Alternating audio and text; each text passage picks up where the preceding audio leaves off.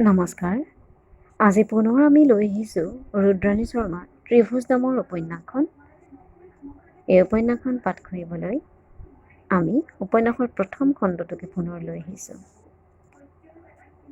পুতলাবোৰৰো কাহিনী থাকে তৰপে তৰপে শেলুৱৈ পৰা অনেক নীলা সেউজীয়া কাহিনী। সেই নীলা সেউজীয়াবোৰৰ আছে চৌম্বিক শক্তি। নিৰ্দিষ্ট চৌম্বিক ক্ষেত্ৰত আচম্বিতে প্ৰৱেশ কৰিলেই সেই আশ্চৰ্য শক্তিয়ে ক্ৰমশ ভিতৰলৈ টানি লৈ গৈ থাকে। সিপাৰ ওলাব পাৰিম বুলি সুৰংগৰ ভিতৰলৈ গৈ থাকোঁ। পিছে সিপাৰৰ মায়াই মোক ক্ৰমে ঘন ঘোৰ আন্ধাৰৰ মাজত এৰি দিয়ে।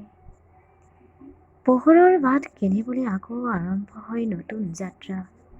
যাত্ৰাই মোৰ জীৱন। যাত্ৰাকে যাপন কৰি সুখী হওঁ, দুখী হওঁ, হতাশ হওঁ, উজ্জীৱিত হওঁ। মাৰ শৈশৱৰ পৰা মোৰ শৈশৱ আৰু এয়া বেলিলহিওৱাৰ সময়লৈ মই যে কিমানবাৰ যাত্ৰাপথ সলনি কৰিছোঁ। সত্যৰ বাট বহু সময়ত আপেক্ষিক। কেতিয়াবা সত্য উন্মোচিত হোৱাৰ পিছতো দেখিছোঁ যিটো সময় খেদিলেও তাৰ বিৰতিত এই সত্যৰ কোনো মূল্যই নাই।